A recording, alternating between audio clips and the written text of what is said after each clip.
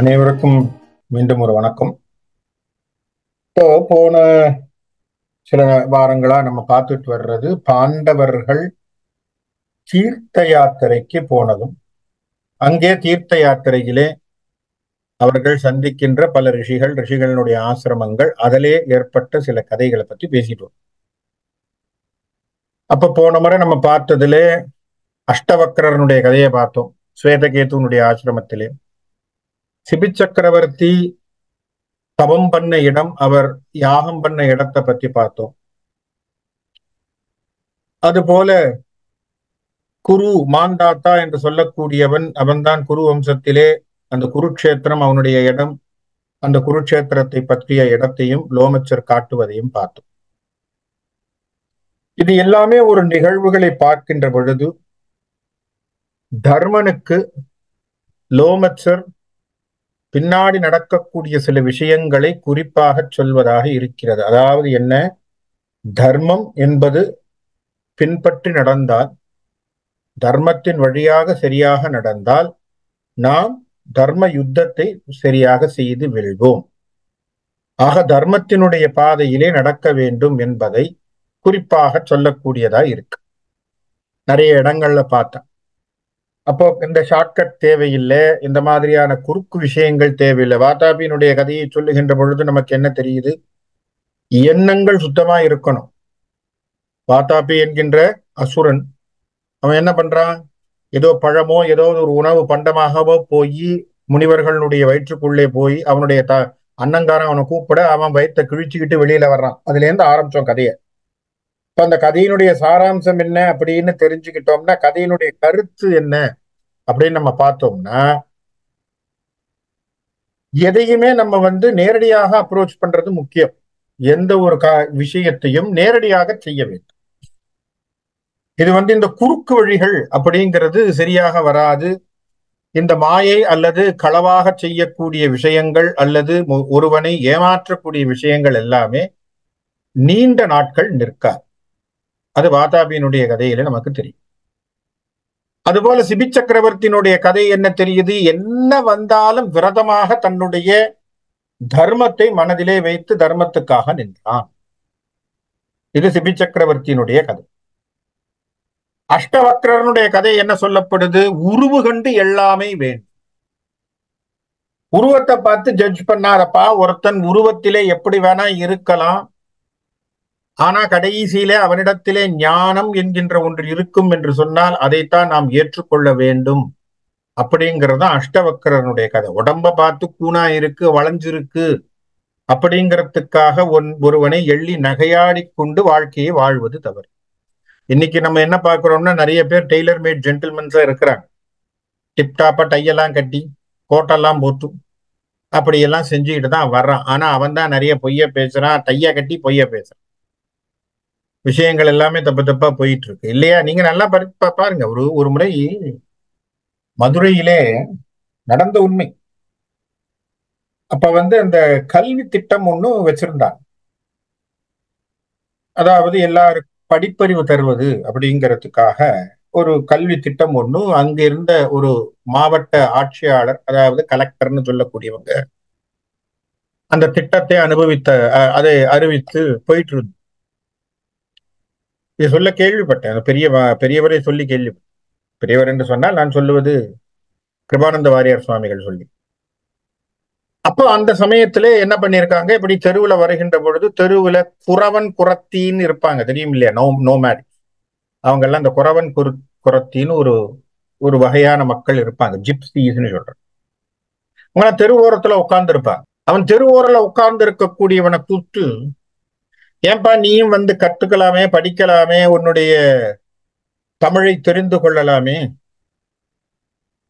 இல்ல நீ ஏதாவது உன்னுடைய லாங்குவேஜை படிக்கலாமே, படிச்சா நல்லது தானே அப்படின்னு சொல்லி அந்த விஷயத்தை, அந்த இயக்கத்தை கொண்டு சேர்க்கின்றவர்கள் அந்த குறவனோட பேசுறாங்க. அந்த குறவன் கேட்டான், படிச்சு என்ன ஐயா பண்றதுன்னு கேட்டான். நாங்கெல்லாம் இப்படி ஊசி பாசி விக்கிறோம் ஐயா, எங்கங்க அங்கங்க படுத்துக்கிட்டு போயிட்டு இருக்கோம். எங்களுக்கு சொகுசா இடம் வேணும்னு அவசியம் இல்லை, எதுவும் இல்லை. அதனால படிச்சுட்டோம்னா அதுக்கப்புறம் இதெல்லாம் இடத்த தேட வேண்டியதா இருக்கும், உடம்பு சுகத்தை தேடும், எல்லாம் வேணும்னு தோணும். வேண்டாம், இல்ல இல்ல அப்படி சொல்லக்கூடாது, உனக்கு நான் எழுத படிக்க தெரிஞ்சா நல்லது, நல்ல விஷயம். அப்படியா ஐயா, எனக்கு ஒரு சந்தேகம் என்று கேட்டான். என்ன? படிச்சவன் தானையா காந்திய சுட்டான்னு கேட்டான். ஒரே கேள்வி. இவன் இவன் வந்து போனவனுக்கு என்ன பதில் சொல்றதுன்னு புரியல. இவன் அப்படி பார்த்தான்.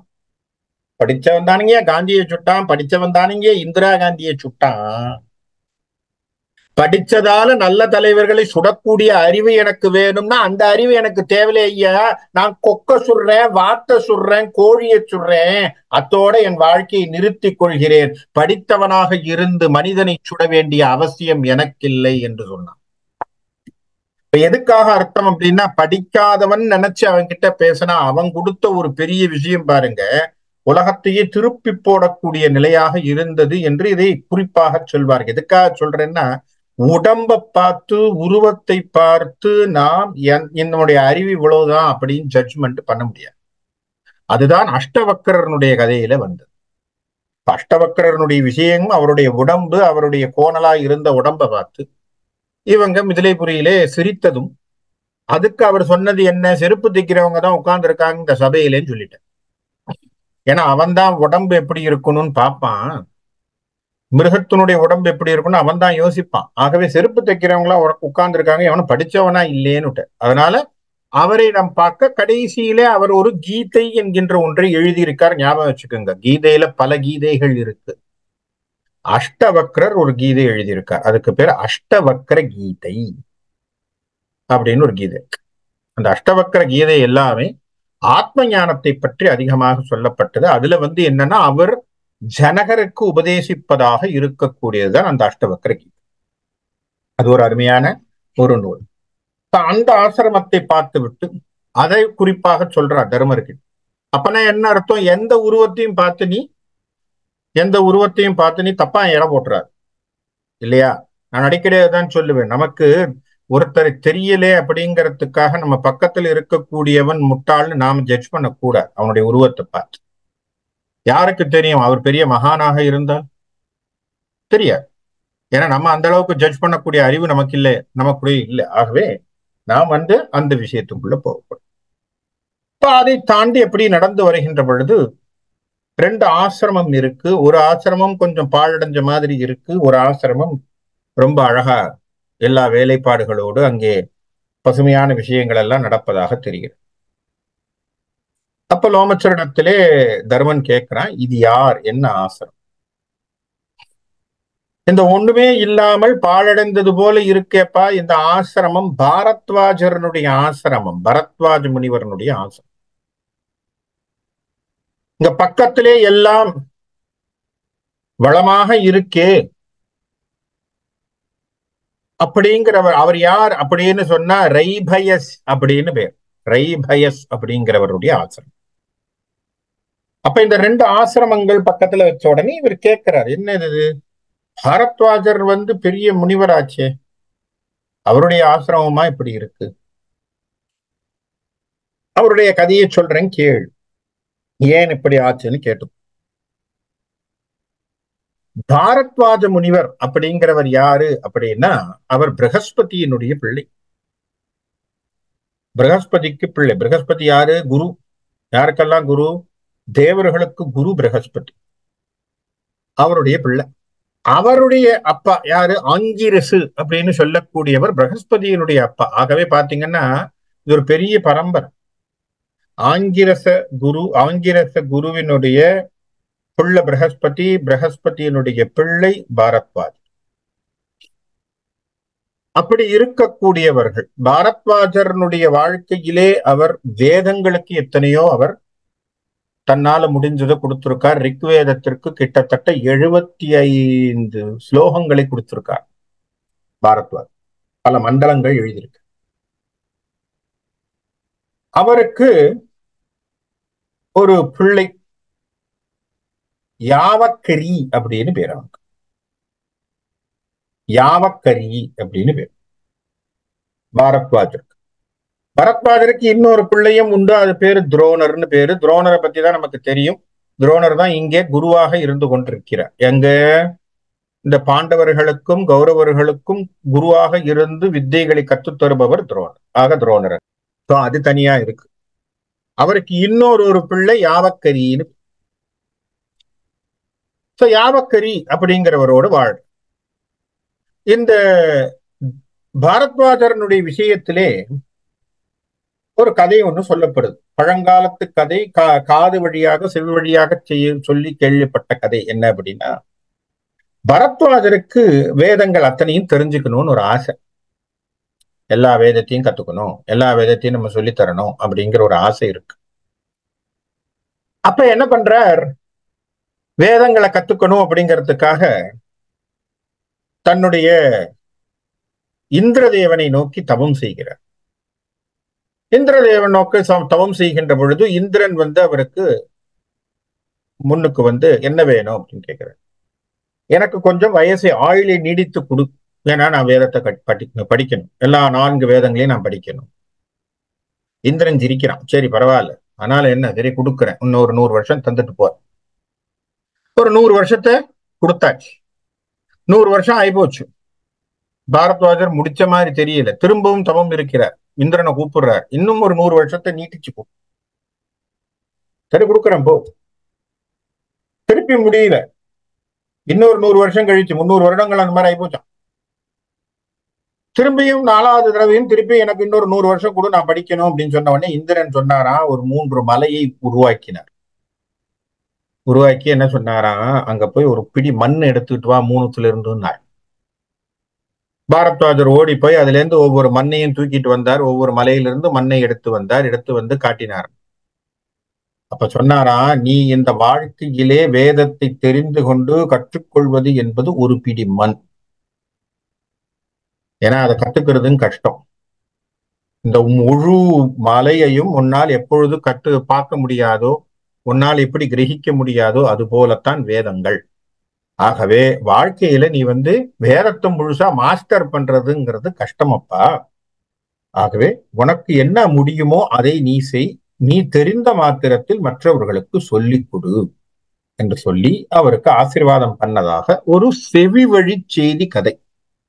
பாரத்வாஜர் அப்படின்னு சிலர் சொல்றாங்க, பாரத்வாஜர் இல்லைன்னு சொல்றாங்க. மொத்தத்துல இது பாரத்வாஜரோடு ரிலேட்டடான ஒரு கதையாக செவி வழி செய்தியா இருக்கு. அவருடைய சிஷ்யர்களாக நிறைய பேர் வந்திருக்காங்க. அதுல பாத்தீங்கன்னா பரத்வாஜரனுடைய சிஷ்யராக இருந்தவர் ஆத்திரேயர் என்று சொல்லக்கூடியவர். அவர்லாம் ஆயுர்வேதத்துக்கு ரொம்ப அழகாக நிறைய கான்ட்ரிபியூஷன் பண்ணியிருக்காங்க. அவருடைய சிஷ்யராக சரக்கர் என்று சொல்லக்கூடியவர் இருந்தார். சரக்கரனுடைய புஸ்தகம் தான் இன்னைக்கு ஆயுர்வேதத்தில் இருக்கக்கூடிய one of the reference book. Charaka Samhita என்பதுதான் ஆயுர்வேதத்தினுடைய முக்கியமான புஸ்தகம். அதே போல காய சிகிச்சா அப்படின்னு சொல்லக்கூடிய உடம்பினுடைய ஒரு சிகிச்சையை பற்றிய நூல் எழுதியது அத்தனையுமே அவங்க. இப்போ அவருடைய பிள்ளை இந்த யாவக்ரி. இவனுக்கும் இந்த பக்கத்தில் இருந்த ஆசிரமத்தில் இருக்கக்கூடிய ரேபயத் என்று சொல்லக்கூடியவருக்கு 2 குழந்தைகள். அவருக்கு 2 பிள்ளைகள். அந்த குழந்தைக்கும் ஒரு சின்னதா மனசுக்குள்ள ஒரு போட்டி. என்னன்னா, ரேபயஸ் ஒரு நல்ல நாலேஜபிள் பர்சன், ஒரு நல்ல ஞானத்தை அடைந்தவன். எங்க போனாலும் ரேபயஸுக்கு இருக்கக்கூடிய பெருமையும் அவருடைய ஒரு செல்வா பார்த்து பாரத்வாஜருடைய பிள்ளைக்கு ஒரு பொறாமை இருக்கு மனசுக்குள்ள. யாருக்கு? யாவக்கிரிக்கு. அவ என்ன நினைக்கிறான், எங்க போனாலும் இந்த ஆளுக்கு, இந்த ஆள் பிள்ளைகளுக்கு தான் எப்ப பார்த்தாலும் இம்பார்ட்டன்ஸ் கொடுக்குறாங்க, நம்மளை யாருமே மதிக்க மாட்டேங்கிறாங்க. காரணம் நம்ம அப்பாவே அவங்க மதிக்க மாட்டேங்கிறாங்க, அதனால நம்மளை மதிக்கல. எப்பவுமே அப்படிதான் ஈக்குவேட் ஆகும். இது மனசுக்குள்ளே இவனுக்கு ரொம்ப நாளா ஒரு இது. இவன் மனசுல யோசிச்சுட்டு இருக்கிறது. ஒரு நாள் போய் பரத்வாஜர் கிட்ட கேட்கறான், எப்படிப்பா? அப்பா ரேபேஸ் எல்லாம் ஞானம் அவருக்கு அப்படியே ஊர்னதப்பா. அவருக்கு நிறைய விஷயங்களை படித்தவர்கள், வேதத்திலே அத்தியாயம் பண்ணியிருக்காங்க, அவங்களுக்கு நிறைய விஷயம் தெரியுது. அவனுடைய முயற்சியில அவங்க பெரிய பேர் எடுத்திருக்காங்க. உடனே இவனுக்கு மனசுக்குள்ள தோணி போச்சு, என்ன நாமளும் வேதத்தை மாஸ்டர் பண்ணிட்டோம்னா நமக்கும் கிடைக்கும் இல்லையா? அதனால இவர் என்ன பண்றார், இவன் போய் உட்கார்ந்து இந்திரனுக்கு முன்னாடி உட்கார்ந்து இவனும் இந்திரனை நோக்கி இவன் தவம் செய்கிறான். தவம் செய்கின்ற பொழுது இந்திரனுக்கு இவனுக்கு எப்படி புரிய வைக்கிறது, புரியல. இந்திரன் அங்கே ஒரு பிராமணனை போல் வருகிறான். பிராமணனை போல் வந்து எதிரில் நின்று ஒரு பிடி மண்ணை எடுத்து, அங்க ஆறு, இந்த ஆத்துல ஒரு ஒரு பிடி மணலை போட்டுக்கிட்டே வர. இவன் கண்ணை திறந்து பாக்குறான், யாவக்கிரி இது என்னடா, ஒரு பிராமணன் கையில ஒரு பிடி மண்ணை எடுக்கிறான், கொண்டு போய் போடுறான் ஆத்துல. திருப்பி நடந்து வரான், ஒரு பிடி மண்ணை எடுத்து கொண்டு போய் ஆத்துல போடுறான். இவனுக்கு ஒன்னும் புரியல. யாவக்கிரி கேட்கறான், என்ன நடக்குது, என்ன சமாச்சாரம், என்ன பண்றீங்க, என்ன நடந்து நடந்து போயிட்டு போயிட்டு போட்டுருக்கீங்களே, என்ன சமாச்சாரம்? அது தெரியாதப்பா, நான் ஒரு பாலம் கட்ட போறேன், அதனால பாலத்துக்கு மண்ணை போட்டு. ஏன் கேட்டேன், ஏன் பிராமணனா இருக்கிறவனுக்கு புத்தி வேணாமா, எப்போ பாலத்தை கட்டி எப்போ முடிப்ப, நீ போடுறது ஒரு பிடி மண்ணு, இது ஒரு பிடி மண்ணத்துல எப்படா அது போய் நினைய போகுது, நீ நினைச்சனா எப்படா அது நடக்க போகுது என்று சொன்ன உடனே அவர் கேட்டார், இதே தான் நீ கேட்கிறப்ப, இந்த ஆறை போல் விரிந்து பறந்தது இந்த வேதம், இந்த அறிவுங்கிறது. நீ என்ன நினைக்கிற, ஈஸியா அதை அக்வயர் பண்ணணும்னு நினைக்கிற, அது முடியாது. வாழ்க்கையில அது நடப்பது கஷ்டம். ஆகவே இது முடியாதுன்னு சொன்ன உடனே அவர் சொல்லிட்டு போயிட்டார். இன்னும் விட மாட்டேங்கிறேன். இன்னும் அவனுக்கு ஏதாவது, எப்பவுமே மக்களுக்கு வந்து இது உன்னால முடியாதுன்னு சொன்ன பிறகுதான் இன்னும் அதிகமா ரோஷம் ஏற்பட்டு திரும்பவும் போகும் கிரியா.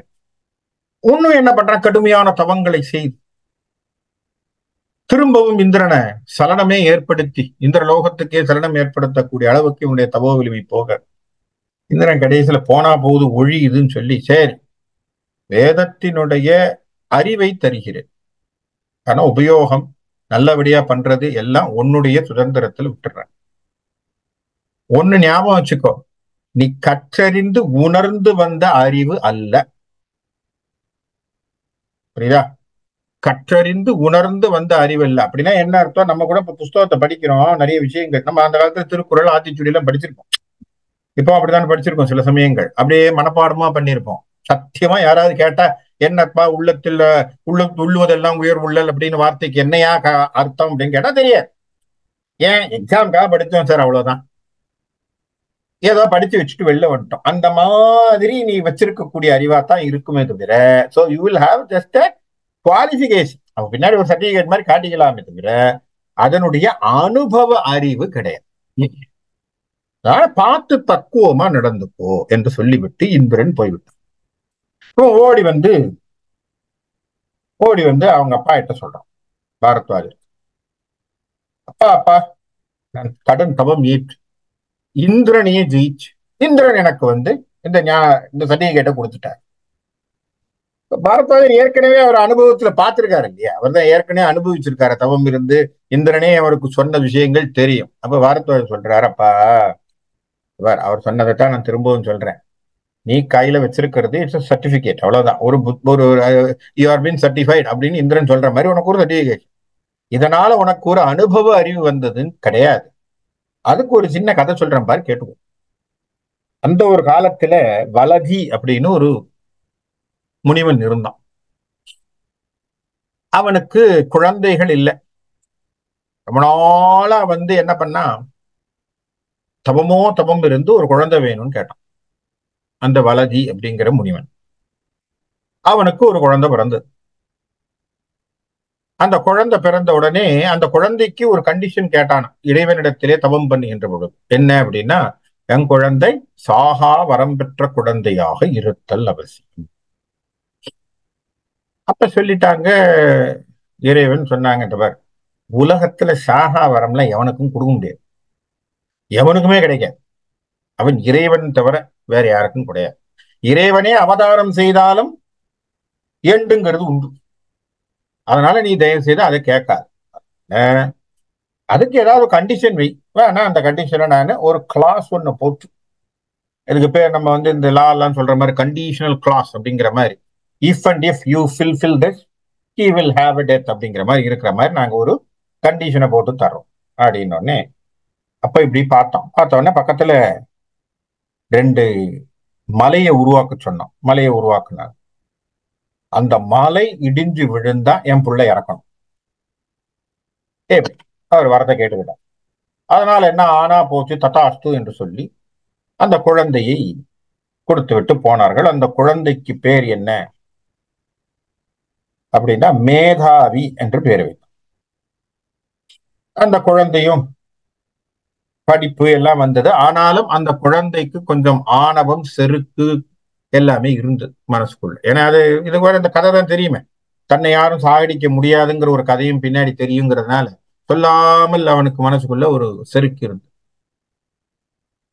அதனால என்ன பண்ணுவான்னா, எந்த ரிஷிகளோ இந்த கானகத்துல வரக்கூடிய சாதுக்களோ யார் வந்தாலும் அவங்க கிட்ட தாறுமாறா நடந்துக்கிறது, மோசமான நடத்தைகளோடு நடப்பான்.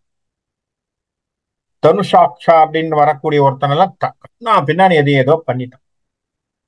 அப்ப அங்க ஒரு முனிவர் வர்றார். அவர் பேர் தான் இந்த தனுஷாக்ஷா அப்படிங்கிற ஒரு முனிவர். அவரை இல்ட்ரீட் பண்றான். பண்ண உடனே அவருக்கு சரியான கோபம். ரொம்ப பொறுமையா இருந்தவர் பொறுமை மிஞ்சு போய் கடைசியில சொல்லிட்டார், பிடி சாபம் நீ சாம்பலாய் போவான்னு. பார்த்தா அவன் போக மாட்டேங்கிறான். ஏன்னா அவனுக்கு கண்டிஷன் தான் இருக்கேன், அங்க மலையினுடைய கண்டிஷனை வச்சிருக்கிறானே இவங்க. என்னடா இது, இவருக்கே ஒரே ஆச்சரியமா இருக்கு, என்னடா நம்ம சாபம் கொடுத்து இவன் ஒண்ணுமே ஆகலே, என்ன சமாச்சாரம் ஒன்னும் புரியல அப்படின்னு சொன்ன உடனே ஏதோ ஒரு வகையிலே இவனுக்கு துப்பு கிடைத்து விடுகிறது. இந்த பக்கத்துல இருக்கக்கூடிய மலை இடிஞ்சு விழுந்தா தான் இவன் சாவான் அப்படின்னு உடனே இவர் என்ன பண்றாரா, ஒரு பெரிய பெரிய உடம்பை எடுத்துக்கொண்டு ஒரு காட்டு எருதை போல், ஒரு காட்டு எருமை மாட்டை போல் ஒரு உருவத்தை எடுத்துக்கொண்டு போய் மலையை முட்டி முட்டி ரெண்டு மலையும் உடைச்சிடுற. உடைச்ச உடனே அந்த மேதாவியும் இறந்து விழுகிறான், மாண்டுபட்டு போகிறான். இந்த கதையை பாரத்வாஜர் சொல்றார். என்னத்துக்கு சொல்றார் அப்படின்னா, அகந்தையோடு இருந்துடக்கூடாதுப்பா. ஏதோ சர்டிபிகேட் கிடைச்சிருச்சு அப்படிங்கிறதுக்காக நான் தாண்டா டாப் மோஸ்ட், இந்த உலகத்துல எந்தெந்த ஹார்வர்ட் யூனிவர்சிட்டியில படிச்சேன், அந்த மாதிரி பெரிய நான் பிரின்ஸ்டன் யூனிவர்சிட்டியில படிச்சிருக்கேன், நான் ஹார்வர்ட்ல படிச்சிருக்கேன், நான் அங்க படிச்சிருக்கேன் வந்த உடனே மனசுக்குள்ள அப்படி ரெண்டு கும்பெல்லாம் மேல ஏறிக்கும். ஏதோ மத்தவன்லாம் மத்த யூனிவர்சிட்டியில படிச்சவன்லாம் சும்மா இலவசமா இப்படி போன உடனே அந்த யூனிவர்சிட்டி கதவை திறந்து வாங்க வாங்க உங்களுக்காக தான் வெயிட் பண்றேன், இந்த பிடிச்சிக்கிங்கன்னு சொன்ன மாதிரியும் இப்ப அவனும் கஷ்டப்பட்டு தானே வாங்கியிருக்கான். இதை என்னமோ மற்ற யூனிவர்சிட்டிலாம் இருக்கிறதுலே கேவலமாக இவங்க யூனிவர்சிட்டி தான் பெரிய உலகத்திலே உச்சாணி கும்பல இருப்பதை போல சில விஷயங்கள் எல்லாம் நடக்கும். அவன் பார்த்துருவான், இந்த தேதியில நடக்குது இல்லையா, அந்த மாதிரியான விஷயங்கள்லாம் இருக்க. ஆகவே தயவு செய்து அந்த மாதிரி சுழற்சியில இருக்காதே, தயவு செய்து அந்த மமதையில் இருக்காதே, அந்த மாயையில இருக்காதே, வெளியிலே வா என்று சொல்லி பாரத்வாஜர் அவன்கிட்ட ஒரு காஷனை கொடுக்கிறார். இருந்தாலும் நம்ம பிள்ளைக்கு கொஞ்சம் மண்டையில மானா கானா கொஞ்சம் அதிகமா போச்சு, மேலேயே இருக்கான், அப்படியே இருந்துகிட்டு இருக்கான். அவனுக்கு இன்னும் அந்த ரேபயானுடைய பக்கத்தில் இருக்கக்கூடிய அந்த ஆசிரமத்தில் இருக்கக்கூடிய அவருடைய பிள்ளைகளை கண்டாலும் உனக்கு குறை கோபம். அர்வசசு பரவாசு என்று சொல்லக்கூடிய ரெண்டு குழந்தைகள், அவங்க ரெண்டு குழந்தைகளும் பெரிய லெவல்ல நாலேஜ் ஜீனியஸ் எல்லாம், அவங்க வாழ்க்கையும் நல்லா ஓடுது, எல்லாமே நல்லா இருக்கு, அங்கே வேதத்துக்கு வந்து சேர்றவங்க சேர்றாங்க, எல்லாம் ஓஹோ ஆகான்னு போயிட்டு இருக்கு. யாவக்கரிக்கு அந்த பொறாமையானது மேலே மண்டிக்கொண்டு மண்டிக்கொண்டு வருகிறது. என்னடா இவங்களை ஒன்றும் பண்ண முடியல அப்படிங்கிற ஒரு யோசனையிலே ஒரு நாள் நடந்து கொண்டு வருகின்ற பொழுது இந்த ஆணவம் வேற மிகுதியிலே அப்படி பார்க்கின்ற பொழுது பக்கத்துல தானே அந்த ஆசிரமம், பக்கத்துல பார்த்துட்டு இருக்கான். அப்போ பராவாசுனுடைய மனைவி அங்க நடந்து வந்துட்டு இருக்கா. அவர் பார்க்க அவ்வளவு லட்சணமா இருக்கா, அழகா இருக்கா. நம்ம ஆளுக்கு விசித்திரமான எண்ணம் வந்துடும். அவளிடத்திலே தகாத விஷயங்களை செய்து விடுகிறார். இந்த விஷயம் அந்த ரைபையாவுக்கு தெரிய வருது. அவர் தான் அந்த சாது, யாரு அப்பனுடைய மருமகளுக்கு இந்த மாதிரி ஒரு தவறான விஷயங்கள் நடந்திருக்கு, இவன் தான் பண்ணியிருக்கான்னு தெரிஞ்ச உடனே அவருக்கு கோபம். இவன் அதுவும் ஆண்கள் இல்லாத பொழுது உள்ளே புகுந்து இந்த ஆசிரமத்துல இந்த மாதிரி பண்ணியிருக்கான் இந்த யாவக்கிரி அப்படின்னு சொன்ன உடனே அவர் என்ன பண்றார், அவருடைய மருமகளுடைய ஒரு முடியை எடுத்து அதை ஜெபம் பண்ணி அவரை போல் அவளை போல் ஒரு உருவத்தோடு இருக்கக்கூடிய ஒரு நங்கையை படைக்கின்றான். அவளுக்கு சில கட்டளையை கொடுக்கிறான். அதுக்கப்புறம் என்ன பண்றான், இன்னொரு தன்னுடைய முடியிலிருந்து ஒரு முடியை உருவுறான். அதை ஒரு ஹோமத்திலே போட்டு அதிலிருந்து ஒரு ராட்சசியை உருவாக்குறான். முதல்ல இந்த அழகான பெண்ணை போ அப்படின்னு சொல்லி, ஏன்னா இவன் தான் ஏற்கனவே நம்மால் தான் இங்க கீழே விழுந்துட்டானே, இந்த அம்மாவை பார்த்ததுலதான் விழுந்திருக்கான் இல்லையா, அப்ப இந்த மதிமயங்கி தானே கிடக்கிறான், காமவயப்பட்டு கிடக்கின்றான். அதனால நீ போ என்று சொன்ன உடனே அந்த உருவமாக இருக்கக்கூடிய அந்த பெண், மருமகளுடைய உருவத்தில் இருக்கக்கூடிய பெண் போய் அவனை வசியம் செய்யறான். பார்த்தோன்னே நம்ம ஆளும் கொஞ்சம் ஏற்கனவே இப்பதானே சபலத்துல வந்திருக்கான், உடனே இவனுக்கும் ஒரே ஆசை, அந்த அம்மாவோட காதல் கொண்டு காமம் கொண்டு இருக்கின்றான். அப்படி இருக்கின்ற பொழுது எப்பவுமே பாத்தீங்கன்னா கமண்டலம்னு ஒண்ணு வச்சிருப்பாங்க ரிஷிகள் கையில, அதுலதான் புனித தண்ணீர்கள் எல்லாத்தையுமே ஜபம் பண்ண தண்ணீர்லாம் இருக்கும். இந்த அம்மா அவனை வசியம் பண்ணி அவனோடு காமுற்று இருந்து முடிஞ்ச உடனே இவர் அந்த சொகுசிலே இருந்த போது அந்த கமண்டலத்தை தண்ணீரோடு எடுத்து கொண்டு போய்விடுகிறாள். அப்ப என்ன அர்த்தம், அவனை ப்ரொடெக்ட் பண்றதுக்கு எதுவும் இல்லை. இப்போ அந்த ராட்சசியானவள் அவனை காக்க வருகிறாள். அப்பதான் அவன் யோசிக்கிறான், ஐயோ நம்ம கையில கமண்டலம் இல்ல, தண்ணி இல்ல, நம்மளை எப்படி நம்ம ப்ரொடெக்ட் பண்ணிக்க முடியும்னு சொல்லி ஓடுறான். ஓடி ஓடி எங்கேயும் போனாலும் அதுக்குள்ள ராட்சசி வந்து அவளை கொன்று விடுகிறாள். அப்ப கொன்னு செத்து போனா அப்படின்னு தெரிஞ்ச உடனே பாரத்வாஜர் வர்றார். வந்த பிறகு தன்னுடைய பிள்ளையினுடைய நிலையை தெரிந்து கொள்கிறார். அவருக்கு எல்லாம் அப்படியே அந்த ஞான திருஷ்டியில நடந்த விஷயங்கள் தெரிஞ்சிச்சு. தன் பிள்ளை செய்தது தவறு என்று புரிந்து கொண்டு, ஒரு பிள்ளையை நான் சரியா வளர்க்காம விட்டுட்டேன் என்பதற்காக இன்றோடு நான் முற்றும் துறந்த சன்னியாசியாக எல்லாவற்றையும் விட்டு விட்டு சென்று விடுகிறேன் என்று சொல்லி அவர் டீப் ஃபாரஸ்ட நோக்கி போயிட்டார். ஆகவே அவர் கைவிட்டுட்டு போனதுனால அந்த ஆசிரமம் யாவக்கரியும் இல்லை, யாரும் இல்லை. ஆகவே அந்த ஆசிரமம் பாழடைந்து போய் கிடக்கிறது. பக்கத்துல ரேவரனுடைய பிள்ளை, இந்த 2 பிள்ளைகள் இருந்தாங்க, அவங்க இன்னும் அந்த ஆசிரமத்தை புதுமையாக வைத்திருக்கிறார்கள். அப்பா, இதுதான் அந்த 2 ஆசிரமத்தினுடைய கதை என்று தர்மனுக்கும் பாண்டவர்களுக்கும் சொல்ற. இப்ப இந்த கதையினுடைய கருத்து என்ன என்று சொன்னால், இருவர் பக்கத்திலே இருக்கிறார்கள்.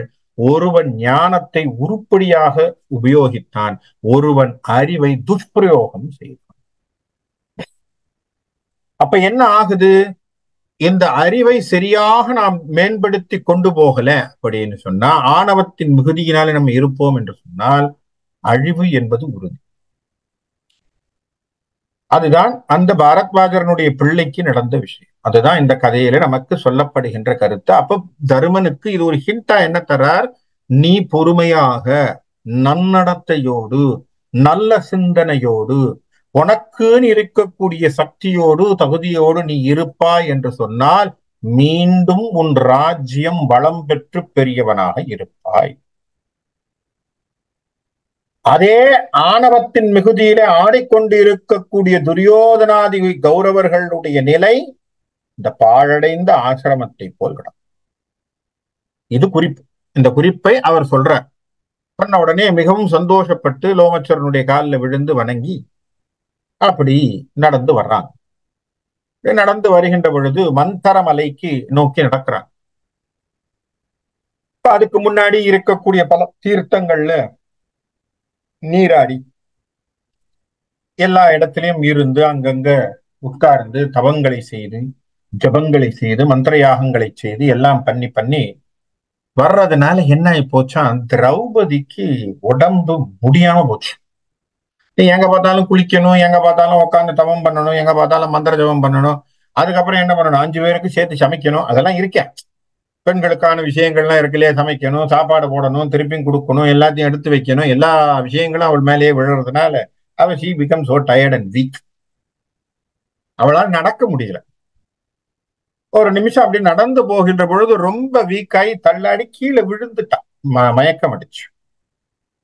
தர்மன் பாக்குறான், ஐயோ நம்ம திரௌபதி கீழே விழுந்துட்டாடே, என்னடா செய்யறது அப்படின்னு சொல்லி அப்ப பீமனை தான் பார்த்து கேட்கிறார். பீமனை பார்த்து, பீமா ஏதாவது ஒரு ஏற்பாடு பண்ணுப்பா, அவளை தூக்கிட்டாது வா, முடியல, நீதான் பலசாலி எங்கள்ல, அதாவது தயவு செய்து செய். அப்ப சொல்றான் பீமன், ஒன்னும் பிரச்சனை இல்லை, நீங்க உத்தரவு கொடுத்தீங்கன்னா என் புள்ள கடோத்கஜனை வர சொல்றேன். என் புள்ள கடோத்கஜன் அவன் மட்டும் இல்ல, அவனோட துணையாக நிறைய பேர் இருப்பாங்க. என்னடா பண்ணுவாங்க, கவலையே படாதீங்க, உங்க எல்லாரையும் ஏர் லிப்ட் பண்ணிடுவாங்க, அப்படியே தூக்கிடும், அலாக்கா தூக்கிட்டு போயிடுவாங்க. என் பசங்க எல்லாம் மாயையில சிறந்தவர்கள், ஆகவே அவர்களை இது தர்மன் பார்த்தா, ஆஹா இதை விட வேற என்ன வேணும், சுலபமா போச்சு, தயவு செய்து வரச்சு அப்படின்னு உடனே கடோத்கஜன் உடனே வரான். வந்த உடனே எல்லாம் பெரியப்பா காலில் எல்லாம் விழுந்து வணங்குறான், எல்லாரையும் நமஸ்காரம் பண்றான். பண்ண உடனே அப்பா இந்த மாதிரி பார், அம்மா வந்து திரௌபதியை காட்டி அம்மா பார் கீழே விழுந்துட்டான், நீ என்ன செய்யலாம், ஒண்ணுமே கவலைப்படாதீங்கப்பா, நான் தூக்கிட்டு வரேன் என்று சொல்லி கடோத்கஜன் தன்னுடைய தோளிலே திரௌபதியை தூக்கிக் கொள்கிறான். ஒவ்வொருத்தரும் அது போல அவனுடைய பிரெஞ்சு எல்லாரும் ஆளுக்கு ஒருத்தரை தூக்குறான். அப்ப லோமச்சர் இருக்கா, லோமச்சர் சொல்ற, நீங்க யாரும் தூக்க வேண்டாம், என்னுடைய தபோ வலிமையிலே நான் ஐ கேன் டிரான்ஸ்ஃபார்ம் மைசெல்ஃப், நீங்க ஒன்றும் கவலைப்பட தேவையில்லை, நீங்க எல்லாம் நடக்கிறீங்கன்னு தான் நான் நடந்தேன், என்னுடைய தபோ வலிமையில நீங்க எங்க போறீங்களோ அங்க போய் நான் டிரான்ஸ்போர்டேஷன் மாதிரி நான் பண்ணிக்கிறேன், நீங்க பாட்ட வாங்க அப்படின்னு சொல்லிட்டு அவருடைய விஷயங்களை சொல்லி அப்படி கிளம்பி நரநாராயண பர்வதத்துக்கு போய் விழணும். அந்த நரநாராயண பர்வதத்துல போய் இறங்கின உடனே அந்த ஆசிரமத்திலே இருந்து அங்கே இருக்கக்கூடிய கங்கையிலே நீராடி எல்லாம் பண்ணி புனித நீராடி இங்க தர்ப்பணங்கள் செய்து நரநாராயணனுடைய மூர்த்திகளை பார்த்து சந்தோஷமா பூஜைகள் செய்து வணங்கி கொண்டிருக்கும் பொழுது ஒரு நாள் திடீர்னு ஒரு காத்தடிக்கும். திரௌபதி உட்கார்ந்து இருக்கா, பீமன் மட்டும் இருக்கான். திடீர்னு காத்தடிக்குது. காத்தடித்த உடனேயே அவ திரௌபதியினுடைய மடியில வந்து ஒரு பூ விழுது. அந்த பூவை ஓபன் பண்ணி பாக்குறா. பார்த்தா அது பேரு சௌகந்திக மலர். அதாவது என்னன்னா, தாமரையை 1000 இதழ்கள் கொண்ட தாமரை. அதை பார்த்த உடனே திரௌபதிக்கு ஒரே ஆசையா இருக்கு. அடடா, இது நல்லா இருக்கேன், இப்ப இந்த பூஜை கீஜைக்கு எடுத்துக்கலாம் போல் இருக்கு, இது எங்க இருந்து வந்தது, என்ன சமாச்சாரம், யார் கொண்டு வந்து போட்டான்னு தெரியலையே அப்படின்னு சொல்லி தன் கணவனாகிய பீமனை பார்த்து சொல்றான், ஏங்க இந்த மாதிரி பூ இருந்தா கொஞ்சம் பறிச்சுக்கிட்டு வாரீங்களா, இன்னும் கொஞ்சம் எடுத்துட்டு வை. பொண்டாட்டி கேட்ட உடனே ஆசையில பீமனும், ஆஹா அதனால என்ன, பொண்டாட்டி கேட்டுட்டா அப்படின்னு சொல்லி இந்த காற்று அடித்து அந்த பூவானது விழுந்த திசையை நோக்கி நடந்து போறான். அது எந்த திசையிலிருந்து வந்து விழுந்ததோ அந்த பூ விழுந்த திசையை நோக்கி நடந்து கொண்டு வருகிறான். வர்றான் வர்றான் வர்றான் வர்றான், வந்துகிட்டே இருக்கான். வந்துகிட்டே இருக்கும்போது ஒரு வாழை மரத்தோப்பு இருக்கு. இந்த தோப்புல நடந்து வர்றான். அது ஒரு ஒத்தையடி பாதை மாதிரி இருக்கு. ஒத்தையடி பாதையில பார்த்தா யாரோ படுத்திருக்கிற மாதிரி இருக்கு, கொஞ்சம் வயசானவரை. பக்கத்துல நடந்து வந்து பார்த்தா ஒரு பெரிய குரங்கு படுத்திருக்கு. பெரிய குரங்கு படுத்திருக்கு. பீமன் இப்படி வந்து பாக்குறான் அந்த குரங்க மேலையும் கீழையுமா. பார்த்துட்டு, எப்பா இது பாரு, நான் அந்த சைடா போகணும், நீ வழியை மறைச்சின்னு படுத்துட்டு இருக்க, என் மனைவி வேற கேட்டிருக்கா, அப்ப இந்த பூவை வேற எடுத்துட்டு வரணும், தயவு செய்து கொஞ்சம் ஒதுங்கிக்கும், அதனால நான் அப்படி போய்க்கிறேன். இந்த வானரம் சொல்லுது, பாரு பாரு, நானே முடியாம படுத்துட்டு இருக்கேன், இப்பதான் வேலை எல்லாம் செஞ்சுட்டு வந்து ஓஞ்சி ஆஞ்சி படுத்துட்டு இருக்கேன்டா, என்னால முடியவே இல்லை, உடம்பும் சரியில்லை எனக்கு, நான் தயவு செய்து என்னை எதுவும் கேட்காத, நீ மாட்டே என்ன கிராஸ் பண்ணி போறது அந்த அப்படின்னு சொல்றான். அப்படி ஒரு ஆத்மா, அது உடம்புல ஒரு ஆத்மா இருக்கு, அது எந்த ஜீவனா இருந்தாலும் ஒரு ஆத்மா இருக்கு, இந்த ஆத்மாவை நான் கிராஸ் பண்ணக்கூடாது, நான் படித்த வேதங்களிலே நான் தெரிஞ்ச ஞானம், நான் பெரிய ஞானி இல்லை, எனக்கு அப்படிதான் குரு சொல்லி கொடுத்துருக்காரு, ஒருத்தரெல்லாம் தாண்டி எல்லாம் போகக்கூடாதுன்னு சொல்லியிருக்காரு. நீங்க ஏதோ கொஞ்சமா அப்படி அப்படி நடந்தீங்கன்னா நான் நடந்து போவேன். ஆனா என்னப்பா இத்தினோண்டு, நான் என்னுடைய உருவம் சின்னது, கிராஸ் பண்ணி போகக்கூடாது, ஏன் உனக்கு பலம் இல்லையா? இவர் என் பலத்தை பத்தி நீ பேசாத, உடனே பலம்னு சொன்ன பிறகுதான் ஈகோலாம் வரும். இவர் என் பலத்தெல்லாம் பத்தி நீ பேசாத, எனக்கு பலம்ங்கிறது பெரிய பலம், நீ என்ன நினைக்கிற, ஹனுமான் வந்து இந்த இது சமுத்திரத்தை தாண்டின மாதிரி தாண்டி விடுவேன், என்ன நினைச்சு நீ, எனக்கு தெரியாத, என்னால முடியும், என்ன உனக்கு ஒரு மரியாதை கேட்டுட்டு இருக்கேன், நீ என் பலத்தை பத்தி எல்லாம் பேசிட்டு இருக்க, என்ன சம்பந்தம்? அப்ப இந்த வானரம் கேக்குது, யாரு ஹனுமான், யாரையோ கதை சொல்லிட்டு என்ன சம்பாதிக்க, யார் ஹனுமான், என்ன சம்பாதி, ஓ அவரை பத்தி உனக்கு தெரியாது, அவரை பத்தி எல்லாம் பேசுறது கூட உனக்கு யோகிதை இல்லை, நீயே பலகீனமான குரங்கு, அவர் யாரெல்லாம் உனக்கு தெரியாது, அவர் பெரிய மனுஷன், அவர் எனக்கு வந்து சகோதரனை போல், மூத்த சகோதரன், அவருடைய அறிவுக்கும் ஆற்றலுக்கும் திறமைக்கும் பலத்துக்கும் வீரத்துக்கும் வீரியத்துக்கும் தைரியத்துக்கும் அதெல்லாம் பக்கத்திலே யாராலையும் போக முடியாது, நீ ஒரு சாதாரண வானரம், ராமன் அவதாரம் மூர்த்தி ஆகிய ராமனுக்கு துணையாக நின்று ராமரையும் சீதையும் சேர்த்து வைத்தவன். புரியுதா? அவர் எனக்கு அண்ணானா பாத்துக்கோ, அப்ப நான் அவர் வழியில வந்தவன், எனக்கும் அவர் அளவுக்கு ஸ்ட்ரென்த் எல்லாம் இருக்கு. நான் சொல்றேன், தயவு செய்து நீ ஓரமா ஒதுங்கிக்கோ. என்னால உடம்பே நகர்த்த முடியாதுன்னு நான் சொல்றேன், நீ என்னவோ நகருங்கிற.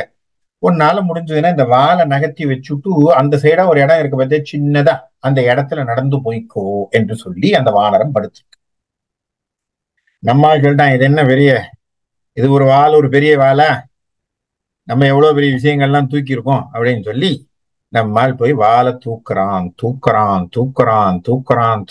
தூக்கவே முடியல, நகர்த்த கூட முடியல. இவன் என்னென்னமோ பண்ணி பாக்குறான், பார்த்த உடனே ஒன்னும் புரியல. அப்ப இவன் மனசுல தோணிடுச்சு, இது சாதாரணமான ஆள் இல்லை, வேற யாரோ நம்மள டெஸ்ட் பண்றாங்க அப்படின்னு. உடனே கையெடுத்து கும்பிட்டுட்டான் பீமன். ஐயா, நீங்க இந்த வேடத்துல இருக்கிறது யார்? இந்திரனா அல்லது தேவாதி தேவனா அல்லது ருத்ரமூர்த்தியா? யார் நீங்கள்? நான் சாதாரண வானரம் என்று நினைத்து உங்கள் வாளை கூட தூக்க முடியாம நிக்கிறேன். நீங்க யாருன்னு எனக்கு தெரியல, தயவு செய்து நீங்க யார் என்று சொல்லுங்கள் அப்படின்னு. உடனே அந்த வானரன் சொல்லுது, இத்தனை நேரம் நீ யாரையோ கதையா சொன்னியே, உனக்கு மூத்த சகோதரன் யாரு? ஓ, ஹனுமாரை பற்றி சொன்னேன், அதுதான்டா நானுன்ட்டேன். ஐயோ வணக்கம், நமஸ்காரம், நான் உங்களை புரியாம பண்ணிட்டேன், புரிஞ்சுக்கவே இல்லை அப்படின்னு சொல்லி நமஸ்காரம் பண்ண உடனே ஹனுமான் சிரிக்கிறார். சிரித்த உடனே பீமன் சொல்றான், ஐயா, அந்த இலங்கைக்கு தாண்டுகின்ற பொழுது, அந்த கடலை தாண்டும் பொழுது ஒரு ரூபம் எடுத்தீங்களாமே பெருசா, எனக்கு அந்த குடுப்பனை இருந்தா அந்த ரூபத்தை காட்டுவீர்களா என்று கேட்கிறார். இப்ப பீமனுக்காக விஸ்வரூபம் எடுத்து காட்டுகிறார் ஹனுமான். தன்னுடைய உருவத்தை காட்டுறார், பெருசா காட்டி அப்படி நிக்கிறார். நின்னு தன்னுடைய புஜபல பராக்கிரமங்களை காட்டின உடனே நமஸ்காரம் பண்றான் பீமன். திரும்பவும் பழைய உருவத்துக்கு வந்து பீமனை கட்டி தழுவுகிறார். பீமா, ரொம்ப சந்தோஷம் உன்னை பார்த்ததுக்கு. ஆகவே நீ ஒரு பொருளை தேடி வந்திருக்கேன்னு எனக்கு தெரியும், அந்த பொருள் இங்கேருந்து இந்த பக்கத்துல இருக்கு, இந்த திசையில தான் இருக்கு, போகலாம் அப்படின்னு சொல்லி கட்டி முடிச்ச உடனே பீமன் சொல்றான், நீங்கள் உங்களுடைய ஆசீர்வாதம் எங்களுக்கு வேணும் அப்படின்னு. உடனே நீ தர்மத்துக்காக போர் செய்ய போற, ஆகவே உனக்கு உங்களுடைய பாண்டவர்களுக்கு ஒரு அருளை தருகிறேன். என்ன அப்படின்னா, தர்மத்துக்கு நீங்கள் குரல் கொடுப்பதினாலே அர்ஜுனன் உடைய தேரிலே கொடியாக நான் இருப்பேன். போர் செய்கின்ற பொழுது அர்ஜுனனுடைய தேரிலே கொடியாக, அதனால்தான் குரங்கு கொடிதான் அவனுக்கு, அர்ஜுனனுக்கு கொடியிலே நான் இருப்பேன்.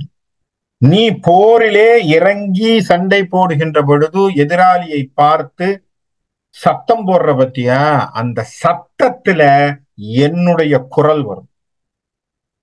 பீமன் சத்தம் போடும் போது ஹனுமானுடைய அந்த உருமலும் கர்ஜனையும் உனக்கு வரும். அப்ப உன்னோடு பலத்திலையும் உன்னோடு குரலிலும் நான் இருப்பேன், உங்களுக்கு தர்மத்தின் பாதையை காட்டுவேன். ஆகவே உங்களுடைய வெற்றிக்கு நான் உங்களுக்கு துணையாக இருப்பேன் என்று சொல்லி ஹனுமான் அங்க சொல்லி அவர் மறைகிறார். மறைஞ்ச உடனே ரொம்ப சந்தோஷம் அவனுக்கு ஹனுமானை பார்த்ததுல. அப்புறம் ஹனுமான் சொன்ன டைரக்ஷன்ல அப்படி நடந்து வரான். வந்தா அங்க ஒரு பெரிய குளம், அந்த குளம் ஃபுல்லா பூ அப்படியே கொட்டி கிடக்கு.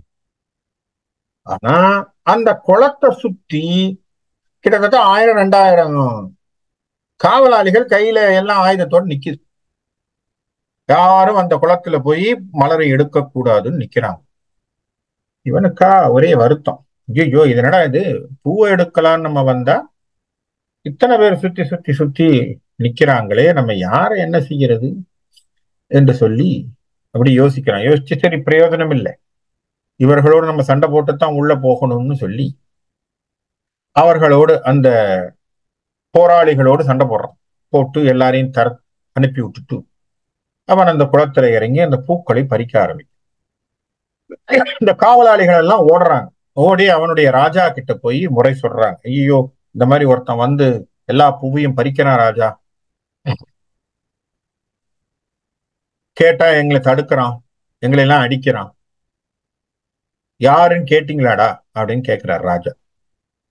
கேட்டா அவன் பேரு பீமன்னு சொல்றான் அப்படின்னு சொன்னான். ராஜா சிரிச்சாராம். இந்த ராஜா யாரு? குபேரன். குபேரனுடைய இடம். குபேரன் சிரிச்சானாடே, அவன் அவனுடைய மனைவிக்காக அந்த மலரை எடுக்க வந்திருக்கான், அவனை விடுங்கடா ஃப்ரீயா, அவன் எத்தனை மலரை வேணாலும் அள்ளி கொண்டு செல்லட்டும், விட்டுடு. அவர்களெல்லாம் நல்லவர்கள், அவர்கள் பாதம் இந்த பூமியில் பட வேண்டும், போ. அதனால காவலாளிகள் அவனை யாரும் கண்ட்ரோல் பண்ணல. இவர் பாட்டுக்கு ஏறி இறங்கி இவன் பாட்டுக்கு உட்கார்ந்து அந்த பூக்களை பறிக்க ஆரம்பிக்கிறான். ஆரம்பிக்கின்ற பொழுது இந்த பூமியில பெரிய நடுக்கம் ஏற்படும். அப்படியே திடீர்னு யாரும் சொல்ல முடியாத அளவுக்கு அப்படியே இந்த சாண்ட் ஸ்ட்ராம்னு சொல்ற மாதிரி ஒண்ணு புறப்படுது. இந்த மணல்னால் ஏற்பட்ட சூறாவளியை பார்த்த மாத்திரத்திலே இவங்க எல்லாரும், இங்க தர்மன்ல இருந்து எல்லாரும் உட்கார்ந்து இருக்காங்க இல்லையா, இந்த பாண்டவர்களுடைய மற்றவர்கள், இவங்க அதை பார்த்த உடனே பயந்துட்டாங்க. இதனடா இது, பீமன் வேற வெளியில போயிருக்கான், எதையோ ஒரு பொருளை தேடி போயிருக்கான், இந்த மாதிரி திடீர்னு ஒரு சூறாவளி மாதிரி ஏதோ ஒண்ணு நடக்குதே அப்படின்னு சொல்லி அந்த திசையை நோக்கி வராங்க. வந்தா அங்க ஒரு மூலையிலே பீமன் உட்கார்ந்து இருக்கான். பீமனை பார்த்த உடனே ஒரே சந்தோஷம். அப்பா, நம்ம பிள்ளை, நம்ம தம்பிக்கு ஒன்றும் நடக்கல அப்படின்னு சொல்லி எல்லாரும் ஆற தழுவி அந்த இடத்த பார்த்தோன்னே எல்லாருக்கும் ஒரே சந்தோஷம். திரௌபதிக்கும் சந்தோஷம். ஆஹா, இது அழகா இருக்கே இந்த இடம் அப்படின்னு சொன்னோன்னே அந்த இடத்திலே கொஞ்ச நாட்கள் தங்கி அவர்கள் அங்கே ஜபதபங்களை செய்கிறார்கள். லோமச்சர் சொல்றார், இங்கேயே இருங்க, இங்கேயே இருந்தா எல்லாம் நல்லதே நடக்கும் என்று சொல்லி அவர் ஹிண்டா சொல்லிட்டு அங்கேயே தான் இருக்கார். ஒரு நாள் இருக்கும் பொழுது திடீரென வானத்திலே ஒரு சத்தம் கேட்குது. இடியாக ஒரு மின்னலை போன்ற ஒரு கீற்று ஏற்படுறது. ஏற்பட்டவுடனே ஓடி வந்து எல்லாரும் பாக்குறாங்க, என்ன என்ன ஒரே மின்னல் மழை மாலை போல இருக்கும் போல் இருக்கேன்னு பார்க்க, அந்த மின்னலானது அப்படியே ஒரு தேராக மாறுகிறது. அந்த தேரிலே அந்த தேரானது பூமியை நோக்கி நடந்து பூமியை நோக்கி நகர்ந்து கீழே வருது. அதுல பார்த்தா அர்ஜுனன் வருகிறான். அர்ஜுனன் இப்போ இந்திரலோகத்திலிருந்து கீழே இறங்கிட்டான். வந்த உடனே உங்களுக்கு ஒரே சந்தோஷம். தர்மனை பார்த்த உடனே தர்மனுக்கு ஆஹா, நம்முடைய தம்பி வந்துட்டான் அப்படின்னு ஓடி வந்து தர்மனுடைய காலிலே விழுகிறான். பீமனுடைய காலிலே விழுகிறான். நகுல சகாதேவனை கட்டி அணைக்கிறான். எல்லாம் பண்ண உடனே ரொம்ப சந்தோஷம். அப்பா, நீ நல்லபடியா வந்துட்ட, ரொம்ப சந்தோஷம், ரொம்ப சந்தோஷம் அப்படின்னா பக்கத்துல அந்த லோமச்சர் இருக்காரு, தௌமியர் இருக்காரு, அவங்களுடைய குலகுருகள் எல்லாரும் நிக்கிறாங்க. எல்லாரும் காலில் விழுந்து நமஸ்காரம் பண்ணிட்டு இருந்த உடனே தர்மன் சொன்னாராம், பாவம் ரொம்ப நாள் இந்திரலோகத்திலிருந்து வந்திருக்கான், திரௌபதிக்கு அவனிடத்துல ஏதாவது தனிப்பட்ட முறையில பேசணும்னு இருக்கும்டா, அவங்க ரெண்டு பேரையும் தனியா விட்டுட்டு கொஞ்ச நாள் கொஞ்ச நேரம் அப்படி இருப்போம் என்று தருமன் சொன்னான். சரி, ரெண்டு பேரும் அப்படி கொஞ்சம் இருக்கட்டும் அப்படின்னு சொன்ன உடனே ரெண்டு பேரும் திரௌபதியும் அங்கே அர்ஜுனனும் தனியாக, ஏன்னா கணவன் மனைவி அவங்களுக்குள்ள ஏதாவது பேசணும்னு நினைக்கலாம், அப்படி விட்டுட்டு ரெண்டு பேர் எல்லாரும் மற்றவர்கள்லாம் போய் அந்த பக்கத்திலே இருந்தார்களாம். கொஞ்ச நேரம் கழிச்சு தர்மன் வந்தானா. வந்த உடனே அர்ஜுனன் இடத்திலே தர்மன் என்ன நடந்தது, என்னென்ன சமாச்சாரம் நடந்தது, தவத்துக்கு போனியே என்ன பண்ணான் அப்படின்னு சொன்னான்னா அவர் அந்த கதையெல்லாம் சொல்றார். என்ன கதை சொல்றார்? தான் போகும்பொழுது முதல்ல பசுபதாஸ்திரத்துக்காக போகும்பொழுது எப்படி சிவன் பார்வதியை தரிசனம் பண்ணதும், அவர்களோடு சண்டை போட்டது, அவர்கள் பசுபதாஸ்திரத்தை கொடுத்ததும், அதுக்கப்புறம் இந்திரலோகம் போனதும், இந்திரனுடைய பாதுகாப்புல இருந்தது, அதுக்கப்புறம் இந்திரன் அஸ்திர சஸ்திரங்கள் எல்லாம் கொடுத்தது எல்லாம் சொன்ன உடனே ரொம்ப சந்தோஷப்படுறான் தர்மன். பாத்தியாப்பா, யாருக்கும் கிடைக்காத ஒரு பேரு, நமக்கு ஒரு அதிர்ஷ்டம், இது நல்லதா நடந்தது, நமக்கு ரொம்ப சந்தோஷம், ரொம்ப சந்தோஷம் என்று சொல்லி அவனை கட்டி ஆற தழுவிக்கொண்டு அவர்கள் இருக்கிறார். இப்படி இருந்து கொண்டிருக்கும் பொழுது ஒரு நாள் பீமன் இப்படி இப்படி நடந்து நடந்து அந்த காட்டுல அந்த இடத்துல அந்த வனத்துல சுற்றி சுற்றி வருகின்ற பொழுது ஏதோ ஒரு சத்தம் கேட்குதுன்னு ஒரு இடத்துக்கு போறான். இப்படி போகும் பொழுது ஒரு மலைப்பாம்பானது அவனை சுற்றி கொள்கிறது. அந்த கையை கூட தூக்க முடியாத அளவுக்கு அவனை போட்டு டைட்டா சுத்திடு. சுத்தினவன அவன் குரல் மட்டும்தான் வெளியில வருதே தவிர மற்றபடி விஷயங்கள் எதுவுமே வெளியில வரல. இவன் கஷ்டப்படுறான் வெளியில வர்றதுக்கு. ஏன்னா யூஸ்வலி பீமனுடைய பலத்தினாலே எல்லாவற்றையும் பிச்சு எரியக்கூடியவன். ஆனா அவனாலேயே முடியல, மலைப்பாம்பு அவனை சுத்திடுச்சு. இப்படி ஒரு சமாச்சாரத்திலே வெறும் சத்தம் மட்டும் கேட்கும் பொழுது தர்மன் வெளியில வந்து பாக்குறான். பார்த்துட்டு என்ன பீமன் இந்த சைடா போனா, ஆனா ஏதோ சத்தம் மட்டும் கேட்குதே அப்படின்னு சொல்லி ஓடி வரான். ஓடி வந்தா பீமனை சுற்றி கொண்டு அந்த மலைப்பாம்பு இருக்கு. ஓடி வந்து பார்த்துட்டு தர்மன் பார்த்துட்டு சொல்றான், ஐயோ என்னுடைய சகோதரனை விட்டுடு, என்னுடைய சகோதரனை விட்டுடு. உனக்கு ஏதாவது வேற இறை வேணும்னா நான் பிடிச்சு தரேன். உனக்கு சொல்லு, மானோ ஏதோ ஏதோ ஒரு இறைய நான் பிடிச்சு கொடுக்கிறேன், தயவு செய்து என்னுடைய தம்பியை விட்டுடு. பாம்பு சொல்லுது, நோ, நான் விட மாட்டேன். என்னப்பா இப்படி பிடிவாதமா சொன்ன, நான் என்ன பண்றது, நீ இப்படி செஞ்சனா என்ன பண்றது, எனக்கு இருக்கக்கூடிய சகோதரன் அவன், என்னுடைய ரொம்ப பலமான சகோதரன், எங்களுடைய பஞ்சபாண்டவர்களே, தயவு செய்து அவனை விட்டு. முடியாது, நான் கேட்கிற கேள்விக்கு நீ பதில் சொல், அப்பத்தான் விடுவேன். அருமையான கேள்வி. இந்த கேள்வியை ரொம்ப யோசிக்க வேண்டிய கேள்வியை இந்த பாம்பானது கேட்கிறது. அந்த பாம்பு பின்னாடி யாருன்னு சொல்றேன். தர்மா, நீ என்னமோ எல்லாத்திலையும் ஞானத்திலே சிறந்தவன், அறிவிலே சிறந்தவன் என்று எல்லாம் சொல்றாங்களே, உன்னை ஒரு கேள்வி கேட்கிறேன். பிராமணன் என்பவன் யார்? எந்த பொருளை நாம் எல்லோரும் உணர வேண்டும்? ரெண்டு கேள்வி. பிராமணன் என்பவன் யார்? Who is Brahmin? எந்த பொருளை உணர வேண்டும்?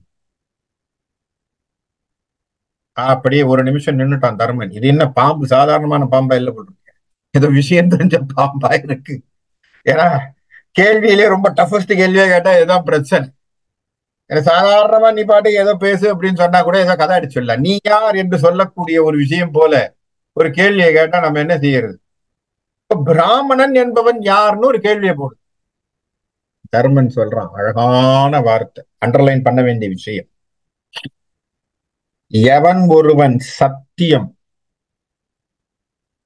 பொறுமை, தர்மம், தயை, தவம், காருண்யம், தானம் போன்ற நல்ல குணங்களை உடையவனாக இருக்கிறானோ அவனே பிராமணன்.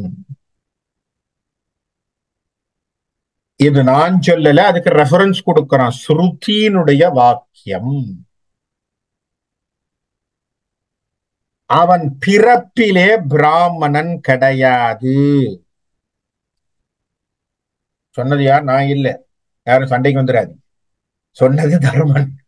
ரெஃபரன்ஸ் ஸ்ருதி அவர் கொடுக்கிறார். இதுக்காகத்தான் மகாபாரதம் படிக்கணும்னு நம்ம சொல்ற காரணம் என்னன்னா, இந்த மாதிரி விஷயங்களுக்குள்ளதான் சட்டிலான எலிமெண்ட்ஸை வச்சு நம்ம கையில கொடுப்பாங்க.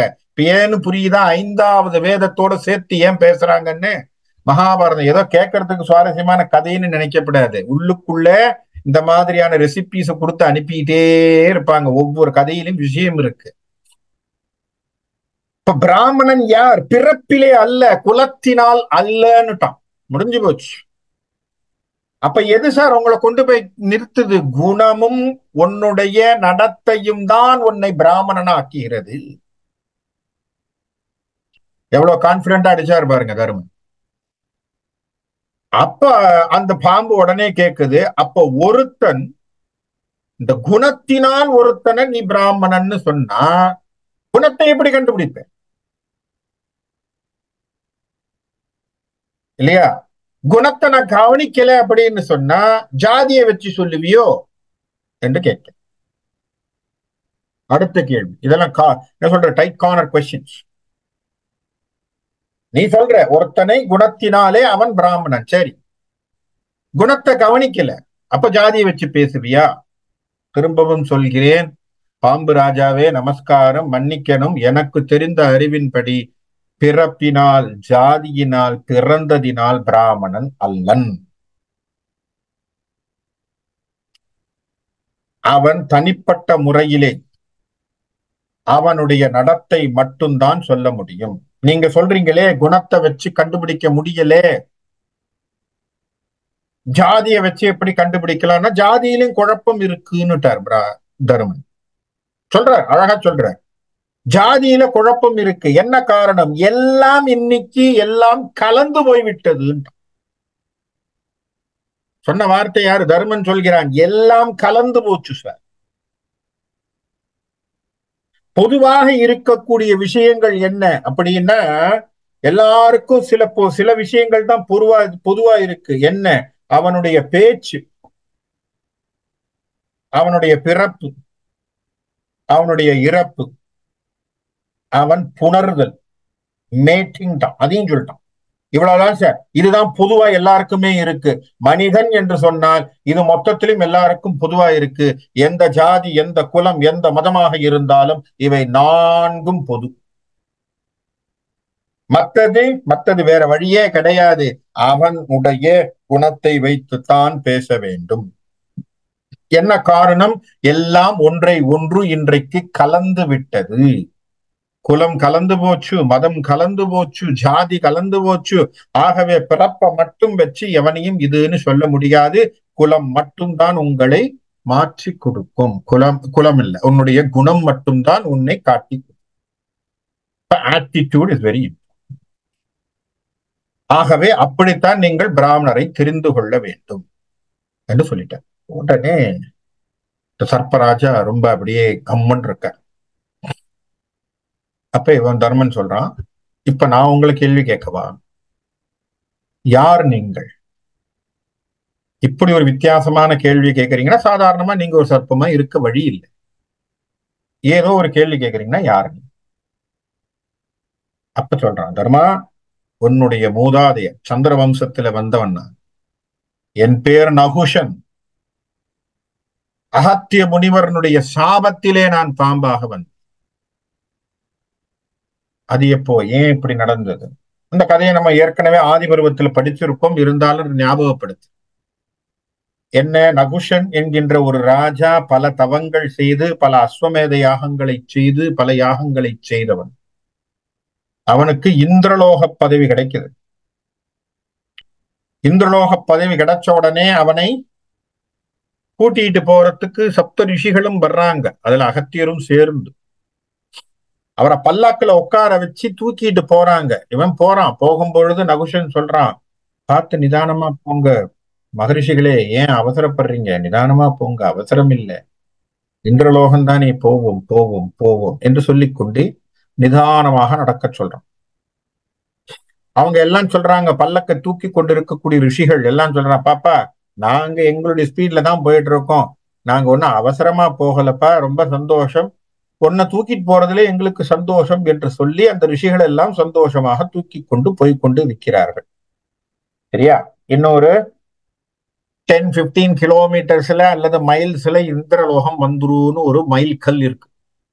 இந்த மைல் கல் பக்கத்துல ஒரு பேலஸ் இருக்கு. அந்த பேலஸ்ல என்ன அப்படின்னு சொன்னா, இந்திராணி என்று சொல்லக்கூடிய இந்திரனுடைய பத்தினி அவ என்ன பண்றா, அப்படியே அந்த பால்கனியில வந்து நின்னு தன்னுடைய தலையை அப்படி வாரிட்டு இருக்கு. நம்மால் இப்படி பல்லக்கில் போனவன் அவளை அப்படி பார்த்தான் ஒரு பார்வை. யாரு? நகுஷன். பார்த்தவனுக்கு ஆஹா, நம்ம இந்திர பதவியில உட்கார்ந்தோம்னா இவதான பக்கத்துல உட்கார போறாரு. பியூட்டியஸ்ட் உமன், நமக்கு கொடுத்து வச்சது எவ்வளவு பெரிய விஷயம் என்று சொல்லி அவன் மனம் ஒரு நிமிடம் மாறிப்போ.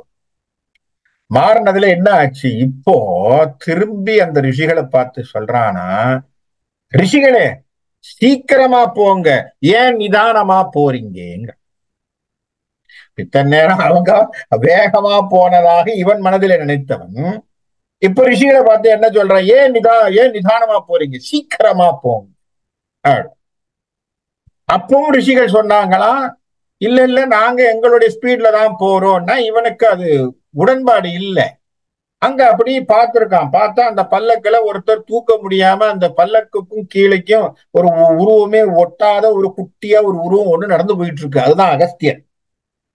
இவன் உடனே கோவம் வந்தவனே சொல்லியிருக்கான், இந்த அகஸ்தியர்னாலதான் நீங்க ரொம்ப ஸ்லோவா போறீங்க, இவன் இருக்கிறதுல குள்ளமா இருக்கிறான் என்று சொல்லி தன் கையிலே வைத்திருந்த சின்ன கோலினால், அந்த கையில வச்சிருப்பாங்க இல்லையா ஒரு ராஜாக்கள் தன் கையில வச்சிருக்கக்கூடிய அந்த செங்கோலினால் ஓங்கி அகஸ்தியரை அடிச்சு சர்ப்ப என்று சொன்னான். சர்ப்ப என்று சொன்னால் சமஸ்கிருதத்துல போன்னு அர்த்தம். போ அப்படின்னு சொல்லி கேட்போம். அகத்தியருக்கு கோவம் வந்துட்டு, ஏண்டா இவ்வளவு நேரம் சும்மா இருந்து ஏதோ இத்தனை புண்ணியங்கள் பண்ணேன்னு ஒரு நிமிஷம் நீ காம வயப்பட்டு நீ என்ன பண்ற? இந்த சப்த ரிஷிகளை அடித்து சர்ப்பம் என்று சொன்னதினாலே நீ எந்த வார்த்தையை சொன்னாயோ அந்த சர்ப்பமாக நீ கடவாய், நீ பாம்பா போ அப்படின்னு ஒன்னதான் இவனுக்கு புரிஞ்சு போச்சு. ஐயோ நம்ம தப்பு பண்ணிட்டோம் அப்படின்னு சொல்லி கீழே விழுந்த போது கேட்டான், ஐயோ இதுக்கு சாப விமோசனம் இல்லையா என்று கேட்கிறான். சாப விமோசனம் தானே, ரொம்ப சிம்பிள். தர்மன் அந்த பக்கத்துக்கு வருவான், காட்டுக்கு. அவன் காட்டுக்கு வருகின்ற பொழுது அவனுடைய தம்பியை நீ பிடிப்ப. அப்ப உன் முன்னாடி தர்மன் வருவான். அவன் தர்மன் உனக்கு தெரியும். தர்மராஜாவிடத்திலே உனக்கு ஞானத்து சம்பந்தப்பட்ட கேள்வியை கேட்ப, அதுக்கு அவன் பதில் சொல்வான். எப்பொழுது அவனை நீ பார்க்கின்றாயோ அவன் வழியாக உன் பாவ விமோசனம் போகும், சாப விமோசனம் நடக்கும், மீண்டும் நீ சொர்க்கலோகத்துக்கு வரலாம் என்று சொன்ன உடனே, நான் தான்ப்பா அந்த நகுஷன், ஆகவே உன்னை நான் இன்னைக்கு பார்த்ததுல ரொம்ப சந்தோஷம், இதனால என்னுடைய சாபம் விமோசனம் ஏற்பட்டது என்று சொல்லி நகுஷன் அவர்கள் எல்லோரையும் ஆசீர்வாதம் பண்ணி, ஏன்னா மூதாதையர் இல்லையா, ஆசீர்வாதம் பண்ணிட்டு அவர் சொர்க்கலோகத்துக்கு போறார். போன உடனே இவர்கள் பீமனை கூட்டிக்கிட்டு ரொம்ப சந்தோஷமா, இன்னும் மூதாதையர்களையே பார்த்த ஒரு சந்தோஷமும் கொண்டிட்டு வெளியில எல்லாரும் திரும்பவும் சேர்றார். சேர்ந்த உடனே அர்ஜுனனோடு சேர்ந்து எல்லோரும் இருக்க ஒரு நல்ல நாளா பார்த்து, நம்முடைய தீர்த்த யாத்திரையெல்லாம் நல்ல விதமா முடிஞ்சது. மீண்டும் நாம் பழைய இடத்துக்கு, எங்க நம்ம ஆரம்பிச்சோமோ அந்த கானகத்துல ஒரு இடத்துல காமியாக வனத்துல இருந்தோம் இல்லையா, அந்த வனத்துக்கு திரும்பி போவோம். ஆகவே நல்ல நாளா பார்த்து நம்ம கிளம்புவோம் என்று சொல்லி அவர்கள் முடிவு செய்து அந்த காமியாக வனத்தை நோக்கி இவர்கள் திரும்புகிறார்கள். அப்ப இது தீர்த்த யாத்திரை பாண்டவர்கள் செய்த ஒரு பெரிய படலம். இந்த படலத்துல இவர்கள் என்ன பண்றாங்க, நிறைய ரிஷிகளை பார்த்து, நிறைய இடங்கள்ல புண்ணிய நீராடி, நிறைய ரிஷிகளுடைய கதையை தெரிந்து கொண்டு, தர்மம்னா என்ன, அதை எப்படி போகணும், அந்த ஞானத்தை எப்படி நம்ம அணுகணும், அனுபவிக்கணும் என்பதையெல்லாம் தெரிந்து கொண்டு, எல்லா கதைகளையும் பார்த்து, எல்லா விஷயத்தையும் தெரிஞ்சுக்கிட்டு அர்ஜுனனோடு சேர்ந்து மீண்டும் அவர்கள் அந்த காமியாக வனத்திற்கு வருகிறார். இந்த காமியாக வனத்திலே இப்போ அங்க மார்க்கண்டேயரை சந்திப்பார்கள். மார்க்கண்டேயர் சில நல்ல உரைகளை எல்லாம் சொல்லுவார். அங்க இன்னும் சில விஷயங்கள் நடக்கும். அந்த காமியாக வனத்திலே இருக்கின்ற பொழுது துரியோதனனும் கர்ணனும் அங்க ஒரு சமயத்துல துரியோதனன் அகப்படுகின்றான். அந்த துரியோதனனை திரும்பவும் தர்மன் அவனை காப்பாற்ற சொல்லி அர்ஜுனன் அனுப்புறதும் அந்த கதை நடக்க போகுது. அதுக்கப்புறமாக அங்கே இருக்கின்ற பொழுதுதான் ஒரு முறை யக்ஷனிடத்திலே போய் இவர்கள் ஒவ்வொருத்தரா தண்ணி குடிக்க போகும்போது போய் கீழே விழறதும், அந்த யக்ஷன் ஒரு 100 கேள்வி கேட்கறதும், 100ம் தர்மம் சம்பந்தப்பட்ட கேள்வியை கேட்க, தருமன் ஒருவன்தான் உருப்படியா அந்த 100க்கும் பதில சொல்லி அந்த பஞ்சபாண்டவர்களுடைய மற்ற 4 பாண்டவர்களையும் உயிரோடு மீட்டு திரும்பியும் கொண்டு வரான். ஆக திரும்ப வர அவர்கள் அந்த கானகவாசத்தை முடித்து, அந்த கானகவாசத்தை முடித்து அஜ்ஞானவாசம் என்று சொல்லக்கூடிய மறைந்து இருக்கக்கூடிய வாழ்க்கைக்குள்ள போவார். இது வரக்கூடிய கதை அதுதான். ஏன்னா அதெல்லாம் இன்னும் சுவாரஸ்யமாக இருக்கும். அஜ்ஞானவாசத்திலே இருக்கின்ற பொழுது ஒவ்வொருத்தன் என்னென்ன ரோல் எடுத்தான், அப்ப அர்ஜுனன் எப்படி இருந்தான், தர்மன் என்னவா இருந்தான், பீமன் என்னவா இருந்தான், நகுல சகலதேவர்கள் எப்படி இருந்தார்கள், அப்ப இவங்களை அட்டாக் பண்ண ஒரு முறை இவர்கள் கௌரவர்கள் வருவாங்க, அந்த சமயத்துல இவர்கள் என்ன ஹெல்ப் பண்ணாங்கிறதெல்லாம் முடிஞ்ச பிறகு யுத்தத்தினுடைய தூது, யுத்தத்தினுடைய காண்டம் ஆரம்பிக்கும். ரொம்ப சீக்கிரமாக அந்த ஸ்ட்ராட்டஜி எல்லாம் வரும். இன்னும் சுவாரஸ்யமான நிகழ்வுகள் எல்லாம் இனி வரக்கூடிய சாப்டர்ல இருக்கு. ஆகவே இந்த வனபருவத்துல நம்ம தெரிஞ்சுக்கக்கூடிய கதைகள் நிறைய ரிஷிகளுடைய கிளை கதைகளாக இருந்தாலும் அதுல இருக்கக்கூடிய மெசேஜ் இஸ் வெரி ஸ்ட்ராங். ஒவ்வொன்றுத்துக்கும் நம்ம பார்த்தோம்னா கதைகளுக்குள்ளே இருக்கக்கூடிய மெசேஜ் அதிகமா இருக்கும். ஆகவே நல்ல விதமாக தீர்த்த யாத்திரையை முடித்து கொண்டு தன்னுடைய இருப்பிடம் பழைய இடத்துக்கு திரும்பி சேர்றார். அதுல இருந்து வரக்கூடியதை அடுத்த வாரம் நம்ம தொடர்ச்சியாக பார்ப்போம்னு சொல்லி இந்த இடத்துல நான் நிறுத்துறேன். இன்னைக்கு இதுவரைக்கும் நடந்த விஷயங்கள்ல